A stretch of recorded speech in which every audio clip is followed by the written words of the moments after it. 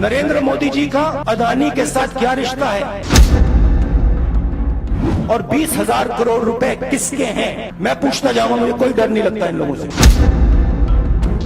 और अगर ये सोचें कि मुझे डिस्क्वालीफाई करके, धमका के, जेल में डाल के मुझे बंद कर सकते, नहीं। मैंने आप सब से काफी बार बोला है कि हिंदुस्तान में लोकतंत्र पर आक्रमण हो रहा है और इसका हमको हर रोज नए नए उदाहरण मिल रहे हैं। सवाल मैंने एक ही पूछा था, फाउंडेशन पे जाता हूं। अदानी जी की शेल कंपनीज हैं, उसमें 20,000 करोड़ रुपया किसी ने इन्वेस्ट किया। अदानी जी का पैसा नहीं है, अदानी जी का इंफ्रास्ट्रक्चर बिजनेस है, पैसा किसी और का है। सवाल यह है, ये जो 20,000 करोड़ रुपए हैं, ये किसके हैं? ये सवाल मैंने पूछा। मैंने पार्लियामेंट हाउस में प्रूफ देके, जो मीडिया रिपोर्ट से मैंने निकाला, अदानी जी और नरेंद्र मोदी जी के रिश्ते के बारे में डिटेल में बोला। रिश्ता नया नहीं है, रिश्ता पुराना है। जब नरेंद्र मोदी जी गुजरात के सीएम बने थे, तब से रिश्ता है और उसके बहुत सारे पब्लिक प्रूफ्स हैं। हवाई जहाज में मैंने फोटो दिखाई, नरेंद्र मोदी जी बड़े कंफर्ट में बैठे हुए थे अपने दोस्त, अपने मित्र के साथ। पार्लियामेंट में मैंने दिखाई।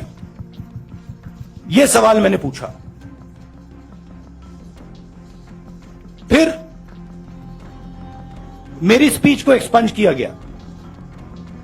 मैंने स्पीकर को डिटेल चिट्ठी लिखी, पॉइंट बाय पॉइंट, कि मैंने कहा कि एयरपोर्ट्स अदानी जी को रूल बदल के दिए गए हैं।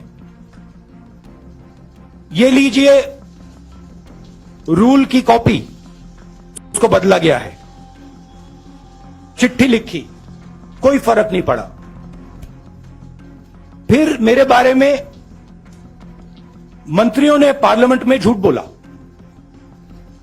बोला कि मैंने विदेशी ताकतों से मदद मांगी। मैंने ऐसी कोई बात नहीं की है। मैंने कहा स्पीकर से, मैंने जाके कहा, स्पीकर सर, पार्लियामेंट का नियम है कि अगर किसी मेंबर पर कोई एक्यूजेशन लगाता है तो उस मेंबर को जवाब देने का हक होता है। मैंने एक चिट्ठी लिखी,